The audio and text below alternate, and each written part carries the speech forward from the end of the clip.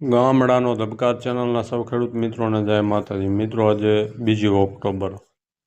હવામાનની વાત કરીએ તો મિત્રો છેલ્લા 24 કલાકના ડેટા નથી મળ્યા, પણ ગઈકાલે રાત્રે સવારના 6 થી રાત્રિના 10 વાગ્યા સુધીમાં 88 તાલુકામાં વરસાદ હતો. એમાં 1.5 ઇંચ જેવો ભેસાણમાં હતો.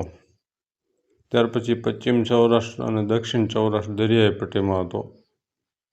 હવે મિત્રો, અરબી સમુદ્રમાં ડિપ્રેશન બની ગયું છે અને બંગાળની ખાડીમાં ડીપ ડિપ્રેશન એટલે કે નબળું એવું વાવાઝોડું. હવે શું થાય તો મિત્રો, હવે જે કાંઈ આપણે આગળની પરિસ્થિતિ છે તે જોઈએ તો મિત્રો 8 તારીખ સુધી અસ્થિરતા કે ચોખ્ખી વરાપ મળતી નથી. હવે એમાં એવું છે, આ ડિપ્રેશન આગળ વધશે.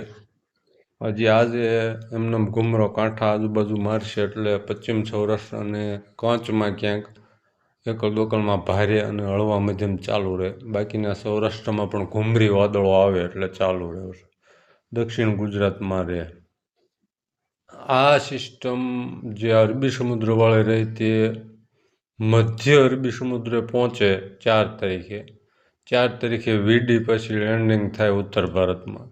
એનું આ વખતે વીડી થોડી નીચે હશે એટલે આનું સર્ક્યુલેશન 500 એસપીએમાં એક થાય અને એને ખેંચે છે. એટલે આ સિસ્ટમ ડિપ્રેશનવાળી ડીપ ડિપ્રેશન સુધી પહોંચવાની શક્યતા છે. એટલે નબળું વાવાઝોડું જ કહેવાય. ત્યાર પછી પાછી ખેંચાય, રિટર્ન ખેંચાય એટલે મિત્રો નબળી પડે છે.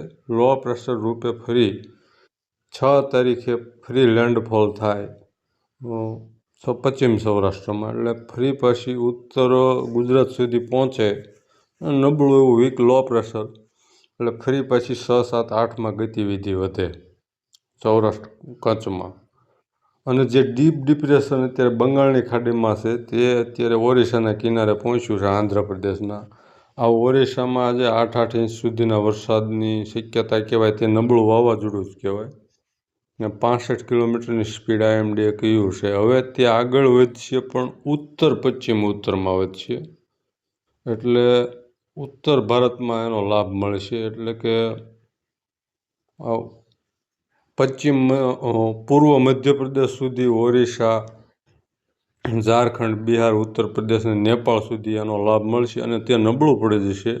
ડિપ્રેશન બનશે. વેલમાર્કર લો પ્રેશર સ્વરૂપે તે ઉત્તર ભારતમાં જાય. સામે જે વીડી આવે છે તે થોડી નીચી છે અને આ સિસ્ટમ પાછી આવે એની અસર 6, 7, 8માં બતાવશે ઉત્તર ગુજરાતમાં અને 6, 7માં સૌરાષ્ટ્ર કચ્છમાં. અને જે ડીપ ડિપ્રેશન છે તેની અસર ગુજરાત રિજનને ફરી 4 તારીખથી ચાલુ થશે, 3, 4થી. એટલે તેને પણ રહેશે. એટલે આમ જોવા જઈએ તો 8 તારીખ સુધી હજી કોઈ ચોખ્ખી વરાપ નથી. અલગ અલગ વિસ્તારો, અલગ અલગ દિવસે, અલગ અલગ માત્રા, પણ કોઈ મોટો હેવી રેઇનફોલ નથી. અતિ ભારે નથી. ભારે વરસાદ ક્યાંક સીમિત વિસ્તારોમાં છે. પણ આપણે જોયું મિત્રો, જોકે ઓડિયન્સને ચોક્કસ વાત કરો તે ગમે છે, ફારફેર થવાના છે એવી વાત કરો એટલે ઓડિયન્સને પસંદ નથી આવતું, પછી રિઝલ્ટ ગમે તે આવે. પણ જે કાંઈ બંને સિસ્ટમો છે તેમાં થોડો ફારફેર થાય તો વધારે પણ વરસાદ આવી શકે અથવા થોડો રિટર્ન મારવામાં પણ વિખાઈ પણ જાય. જોકે મોડેલો કોઈ વિખાવાની નથી કોઈ એવું ફોરકાસ્ટ આપ્યું, પણ વિખાઈ પણ શકે અને મજબૂત પણ બની શકે. એટલે 8 તારીખ સુધી આપણે જોઈ અને કારવી અને ખળાના કામ લેવા હોય તો કરવા. આગળ જે કાંઈ છે તે અપડેટ આપતા રહીશું. ચેનલને સબસ્ક્રાઈબ કરજો, વિડીયોને લાઈક કરજો અને શેર કરજો. જય માતા.